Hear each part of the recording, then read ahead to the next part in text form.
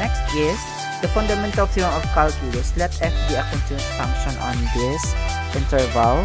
And then we know about this one, that the different integral of fx dx equals to f of b minus f of a. So for example, we are going to compute integral of x squared dx from 0 to 1 using fundamental theorem of calculus. So this is another way of solving, but there are a lot of ways. Ito yung isang pamamaraan. We let f of x equals x squared. Its antiderivative is given by f of x cubed over 3. Kasi ang integral nito ay x cubed over 3 since f of x equals f of x. So by substitution, f of 1 is 1/3 because that is 1. Okay. F of 0, that is 0 over 3. So ito yon, a and b. And then we subtract, then 1/3 minus 0, that is equal to 1/3. Therefore, the integral of this definite integral is equal to 1/3. The expression f of b minus f of a can be denoted by this one. And this can be written in this. So for example, we have 1 plus x minus x squared. By substitution, can be written in this way. If f is an antiderivative of f, then f of x, the integral of that dx from a to b is equals to this. So binalikan lang natin. If the function is not continuous in its interval of integration, so pag discontinue mo siya, then the fundamental theorem of calculus will not guarantee a correct answer. The study of definite integrals of functions that are discontinuous, yung tinatawag ko na improper integration kanina, that will be in your college level. So that is not part in your competency. So for example, we want to compute integral of square root of x dx from 1 to 4 using the FTOC. So alam natin ang square root of x is 1/2, and 1/2 plus 1 is 3/2, so over 3/2. From 1 to 4, that is 4 to the power of 3/2, and then this one 3 over 3/2, and then minus 1 raised to the power of 3/2. Or we know that 3/2 is equivalent to 1 over 3/2, that is equivalent to 2/3. Okay, so pwedeng sabihin 2/3, mawawala yung 3/2. And then this is equivalent to square root of 4, that is cube, that is 2 cube, that is 8. And square root of 1 cube, that is 1. So that is 8 minus 1, that is 7 times 2, 14 over 3, that is 14 over 3. Next is to compute integral of sine x dx from negative pi over 2 to pi over 2 using this one. So we know that the integral of sine x is negative cos x by substitution. So mauna ang sa up, minus sa baba. Then that is cos pi over 2 is 0 minus 0, that is 0, 0. This one. 1 plus 3x minus x squared. Madali lang po. From 0 to 4x plus 3x squared over 2 minus x cubed over 3. Then from 0 to 4. So 4 muna minus 0. And then this one, cosine x, that is sine x. And tangent x dx. Ito ang meron na tayong mga ln dito. So be careful because I have here a video that explains this one. And 1 plus cube root of x all over cube root of x. Ingatan din natin ito. We can use the integration by parts, or you can have the other way of integrating. So napakaraming pamamaraan to integrate. Pwede isa-isahin, pwede i-divide, pwede rin gamitan ng substitution, pwede rin gamitan ng by parts. Next is integration by substitution rule. So by substitution rule, ito yung sinasabi na pwedeng ito ay direksahan. For example, how to compute the integral of x minus 2 raised to the power of 54 dx by substitution. So we first consider this one, x minus 2, and then we let y equals x minus 2 and dy equals dx because dy equals dx. Substitute it to the definite integral, that is the integral of x minus 2 dx, that is y to the 54 kasi ang y na natin ay x minus 2 to the 54, and 54 is nag-add tayo ng 1, that is 55, and then plus c, then express the antiderivative in terms of the variable x. Then we substitute x plus 2, that is x plus 2 raised to the power of 55 over 55 plus c, and then from 1 to 3, so 1 over 55, 3 minus 1. Okay. Bakit na naging 1 to negative 1? Okay. Kung 1 ito, that is 1 minus 2, that is negative 1. And kung 3 yan siya, 3 minus 2, that is 1. So, mag-change na siya. Now, apply the FTOC using the original limits of integration x plus 1, x plus 2. So, we have 1 to 3 magiging 1 to negative 1 or negative 1 to 1 because if this is 3, this is 1. If this is negative 1, that is negative 1. So, that's negative 1 and lower and after is 1. 1 over 55 minus 1 over 55 negative 1, that is 2 over 55. Another way is this. Magsiset pa rin tayo dy over dx, x for y equals x minus 2. If x equals 1, ito na yung ginamit. Okay. The same way. Remarks in applying substitution technique of integration to the definite integral of f of x, the integrand is replaced by the expression in terms of y where y is a function of x. Say y equals g of x, which implies dy is the g prime of dx. The antiderivative, say f of y, is thus expressed as a function of y. The first method, variable y is then expressed in terms of x, given the antiderivative, evaluated at bounded by x equals a and x equals b. In the second method, we proceed with the substitution as above, and the new bounds are computed through the same equation using to perform. Thus, if y equals g of x, then the new bounds are g of a equals y and y equals g of b, and the different integral is shown in this.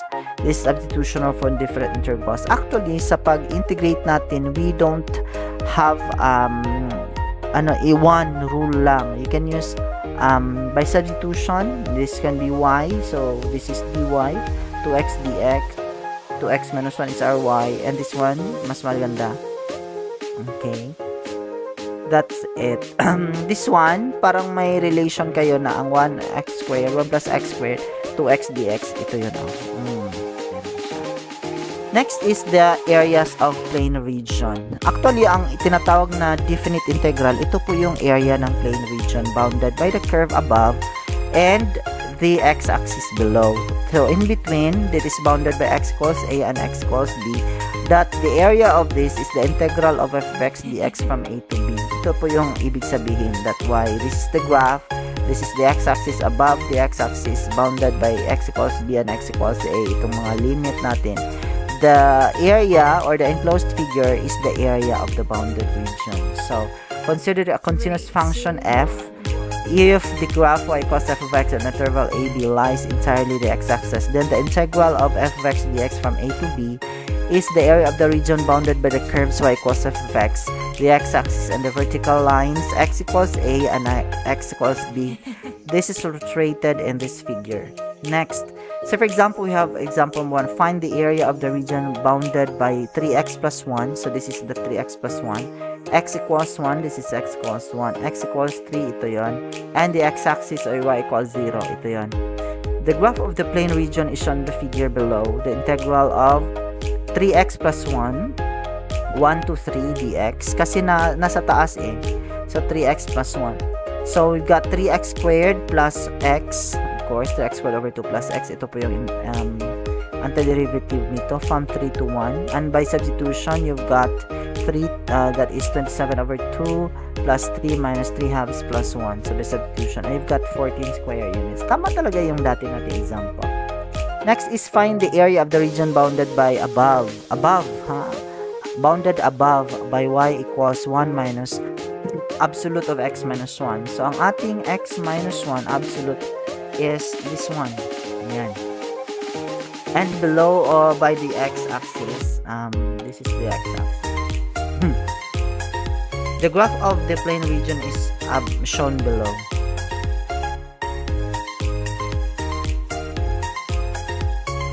Okay. The area of the plane region bounded by this graph, y equals 1, dapat below, bounded below by y, and above the x-axis. Baliktad ang question. Observe that the line from the point 0, 0 and 1, 1, is given by y equals 1 minus open negative x minus 1 equals x. And the line in the point 1, 1 to 0, 2 is given by y minus x sub 1 equals 2 minus x. So ito yung 2 minus x equals x. Okay. We have two subregions here. Region 1, R1. Ito yung R1 plus x.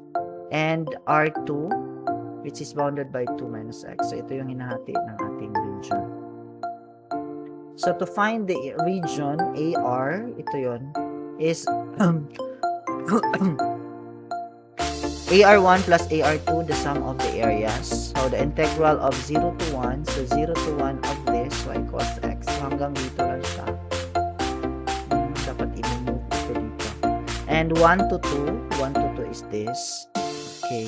And x squared, the integral of x is x squared over 2 from 0 to 1. The integral of 2 minus x is 2x minus x squared over 2 from 2 to 1 or from 1 to 2.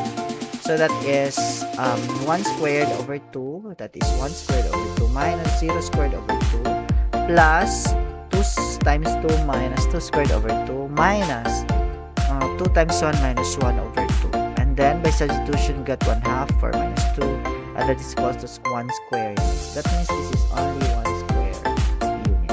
Yeah, this is only 1 square unit because this is a triangle and another triangle. And that is combined. That can form 1 square unit, a square. Example number, activity, find the area underneath the curve. So, underneath the curve of f of x cos negative x squared plus 8x minus 10. So, ito yung graph niya. And above the x-axis, so above the x-axis, at from x equals to and x equals 5, the plane region is illustrated on the right. So, ano ang area of this curve underneath this one? Okay. So, ang gagawin natin ay simple lang talaga po. Ang gagawin po natin ay i-derive lang po ito from 2 to 5. And that's it. There we go. And then number 2, find the area of the plane region bounded by y equals x cubed plus 1 from 1 to 3 and the x-axis. So, parang ganito lang. Then, what is the graph? Okay, integrate lang din and then definite integral. So, ang application pala ng definite integral yung kanina, yung Riemann sum, yung definite integral is yung area of a plane region bounded by the x-axis above it and below the curve bounded by this limit. So, the area of plane region between two curves. So, for example, dalawang curve na. So, the area between two curves if f and g are continuous functions on the interval ab and f of x is greater than or equal to g of x. That means ang f of x nasa taas ng g of x. And the same yung kanyang limit where x equals a and x equals b are the limits or the boundary of these curves. Then the area of the region bounded by r, bounded above, ito yun, by y equals f of x below and y equals g of x above. And the vertical lines x equals a and x equals b is the area of the region is equals the integral of f of x minus g of x from a to b dx. So, i-minus lang. Bakit? Kasi nasa taas ang isa, nasa ilalim ang isa. And this one is the area. So, klaro ito ba? Kasi, alam natin na kung area of the shaded region is yung totality. So, ang totality nito is ang this one. Okay? F of x minus this one. So, kung itong kabuuan, may area, minus ang area nito, it means ito ang maiiwan sa gitna. Okay? The height of distance between two curves at x equals h, y coordinate of the curve, now, or minus y coordinate of the lower curve. So, klaro ho natin that y coordinate of the upper curve, so ito yun, the y coordinate minus the y coordinate of the lower. Now, if y equals f of x is the upper curve and y equals is the lower curve, then h of x is f of x minus g of x. Solution. So, for example, find the area of the plane region bounded by the curves. So, dalawa ang curve, y equals x squared minus 2 and y equals x. So, ito yung y equals x. Ito yung y equals x squared minus 2. This is the plane region bounded. What is the area of this? So, una, titingnan natin what is this point. Ang x dito ay negative 1. This one ay 2. So, it means, para makita natin kasi wala nakalagay dito, ang kalagay lang talaga is find the area of the plane region. Wala tayong boundary. What is the vertical line that are boundaries? So, therefore, magagawa tayo ng substitution or by equation that x equals x squared minus 2. So, ayan siya, y equals x squared minus 2. Then, solving for x, you got x is 2 and x equals negative 1. These are the point of intersection. Yung mga paghanap natin ng point of intersection by elimination, comparison, systems of linear equations by elimination or by substitution. And then we have by substitution, if x equals -1, we've got -1 also. This is also -1. And this one, if x equals 2, still 2, and this one is 2. Therefore, this is the point of intersection. And this is the curve defined. Since nasa taas itong y equals x, so ito siya yung una, fx. And then itong sa ilalim, kasi nasa sa ilalim, that is g of x, that is x squared minus 2. Ito kasi ang x squared minus 2. So, x minus x squared minus 2, that is integrate of that, then substitute from 2, from -1 to 2, that means 2 squared, ayan, minus 1 squared, and then the result is 9/2 squared units. Ito ang gagawin. Okay? So, in activity, find the area of the plane region bounded by the curves. Saan ang ating curve na taas? So, yun yung sa taas. Yung y equals 1 sa baba. Titingnan natin kung anong intersection ng dalawa. So, we've got y equals x squared. So, x equals -1, positive 1. So, kung -1 at saka positive 1 ang intersection, so it means, asa ang taas. Kaya x squared, paano pa opening upward. And y equals 1 is from, horizontal line, passing to the points 1, 0, 1, 1, 1, 2, 1, 3, 1, and so on. So, that is a vertical line. So, sino ang nasa taas? Ito ang nasa taas. Ito ang nasa baba. Okay? So, that means that is the integral of 1 dx or f of x, which is 1 minus x squared. Okay? Dx. Starts from -1 to positive 1. Bakit? Kasi, ito siya, kung equate natin, 1 equals x squared, x is positive 1, -1. Okay? With respect to the curve y equals x squared, find the points of intersection. Nga, -1, 1. For the curves y equals x squared and x equals 2. Ano siya? Square root of, kung x equals 2 daw, this is 4. So, that means y equals 4. And, ano ba ang value? Ano ba ang intersection of the curve ng x equals 2 doon sa ating, meron ba? Mag-vertical line ka lang, kita mo sa graph. For x equals 2, y equals 1. Okay. Sketch the curve and required plane. Titingnan natin kung saan ang taas, saan ang baba. Okay. Kung nakita na, siya ang nasa taas, tapos bumaba ulit. So, that means, dalawa. Naging minus siya, minuin, subtrahen ng isa, and then, naging subtrahen naman siya, naging minuin naman siya. Depende sa case, kung sino ang nasa taas, siya ang subtrahe, minuin. Okay. Compute the required plane region.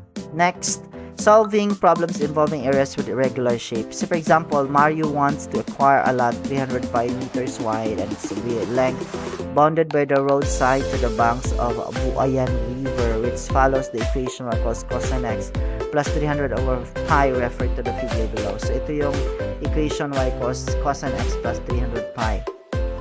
Find the area of the lot. If the price per square meter is 200 pesos, how much is the cost of the land? So, gaano ito? Yung kanyang is 300 square meters, pi square meters.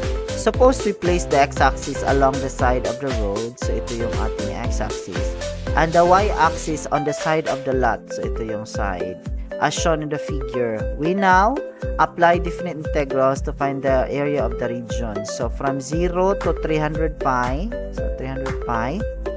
And, bakit 300 pi? Because the area wants to acquire a lot 300 pi meters wide. So, ito yung width niya, yung length niya.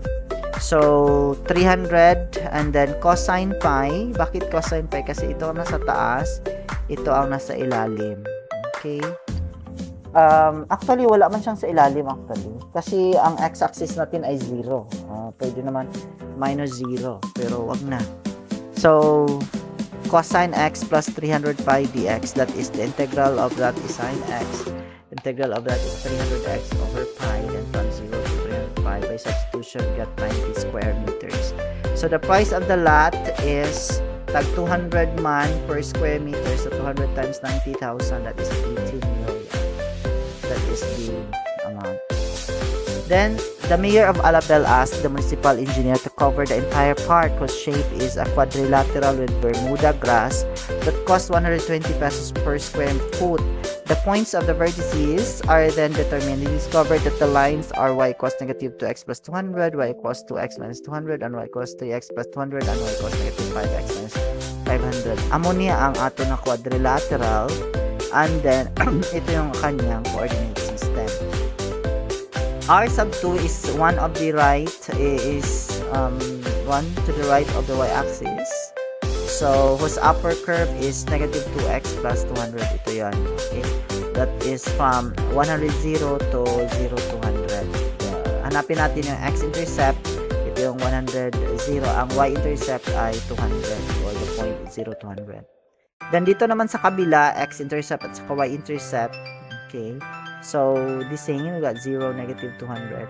How about this one? Itong dalawa, that is 3x plus 200 and negative 5x minus 200. The y-intercept and the x-intercept. So, dito sila mag-intercept. And then, dito naman sila dalawa. Okay?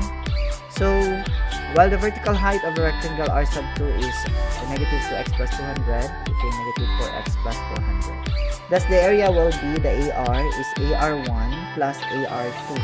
Okay? Ano ang AR1 natin? Ang AR1 natin is pwedeng ito and then AR2 yan. Okay, 8x plus 400, ito yon, yung ating negative 2x plus 200 at saka 2x minus 200, ito yon. Okay? So, the difference is 2x, 8x plus 400. Ito naman siya, the difference is negative 4x plus 400. So, 8x plus 400 plus this one, negative 4x plus 400. Okay? Then, we integrate from 0 to negative 50y because this one is negative 50 to 0. Okay? And this one is 0 to positive 100. Okay? So, by substitution, we got 30,000 square feet. Find the area of the park. So, the area of the park is 300 square feet. The next question is, determine how much budget the mayor should allocate to cover the entire park. So, alam natin that is 120 pesos per square foot. So, times 20 lang po tayo. That is 3,200,000. Now, for your activity, Ariel wants to acquire a lot that is bounded by a river on one side and a road on the other side, both of which are mathematically inclined. The river follows the equation y equals cosine x. There is a side cosine x. And the road follows the equation y equals sine x. Find the shortest. The shortest distance from one end to the other on the side of the road is 100 pi. That means the shortest distance is always the perpendicular line that passes through 2 points. That means it is the height automatically. Meters, while the distance from one end to the other side of the road is 100 pi meters in the area of the lot. Okay? Ganun pa rin. Integrate lang kung saan ang nauna. Mr. Cruz wants to cover his parabolic garden which is bounded by the slanting pathway with carabao grass that costs 50 pesos per square foot. The garden follows the equation and the pathway follows the equation of this. So, titingnan natin kung saan ang point of the section. Alam natin that y equals y squared minus 12. That could be 3, 4, 3. So, 4, 3. After nang makita natin ang y, pagkatapos niyan is ayun yung point of intersection and then integrate natin. Saan ba? F of b minus f of a or f of x minus g of x. This is our f of x, this is our g of x. Titingnan natin kung saan siya. And then find the total. Kung tag 50 per square foot, how many square foot ang then multiply by 50 yung result. So, next one is the population growth. Population of a town grows at a rate of e raised to the power of 1.2t minus 2t per year, which is the number of years.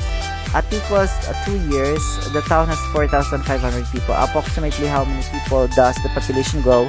Between 2 to 5. 2 years to 5 years. So, that means from 2 to 5, then this one the equation, then the integral of that. The integral of e to the power of 1.2, t mag plus 1 ka. Okay. So, the result is we've got 6 over 5t. So we have here the integral of this is 6 over 5. And then 2t squared over 2 from 2 to 5. Then the substitution, you've got this. E to the power of 6 minus 25 minus 5/6. e to the power of 12 over 5 minus 4. Then we know that e is equivalent to 1.7182. Times 5 over 6 minus 25 is that. And then e to the power of 12 over 5 times 5, 6, that is 5, minus 4, that is 5.8. Approximately there are 306 people. What is the population of t equals 5? So kung t equals 5, so from 4,500 plus 306, that is 4,806. Business and economics. Suppose the demand of a product is given by this d sub q. D of q, this is the equation, and the supply of the same product is given with equation. For both functions, q is the quantity and p is the price. Find the equilibrium point. Masasabi natin equilibrium point if they are equal. So we solve for equality, you've got q is 35. And by substitution, you've got p is equal to negative 0.35 plus 350 is equal to our 9.22, or that is our equal to 322. Consider the consumer surplus is from 0 to p dq minus p dq. Bakit? Kasi ito yung nasa taas, ito yung nasa baba. Okay? Sa graph. Then from 0 to 35, so that is negative 0.8 q plus 350 minus 322. Ito yung ating dq minus p. So ang ating dq ay ang siya negative minus ang ating p kay kanin. So that is dq that is equal to negative 0.8 q squared over 2 of course plus 28 kasi mag-0 ito. And this one, ito 28 pala, 28, and then dq q, and then from 0 to 35, so 35 substitute, and then minus 0 substitute, then we've got 490. Therefore, the consumer surplus for the equilibrium price is 490 pesos. The equilibrium point is 322 pesos. The product surplus is the integral of p minus sq. This is the formula. So, ang P natin is 322 minus the SQ, that is 9.2Q. And by substitution, you have by integration, you have 392Q minus 9.2 over 2Q squared. And by substitution, you've got from 0 to P, that is P muna, and then 35 muna, and then minus 0. Just that 5.35. Activity, you have a population of a ton grows at this rate, and then at t equals to the town's population of 4,200 people, approximately how many people does the population grow between t equals 1 and t equals 7? So kung t equals 2, i-integrate natin ito, and then from 2 to 7, value. That's the town's population of 7. For a certain product, the demand function is this, and the supply function is that. Then you can use the formula, same pa rin, equilibrium, the consumer surplus and the producer surplus. The same equation lang po kanina. So, thank you. That's all for today.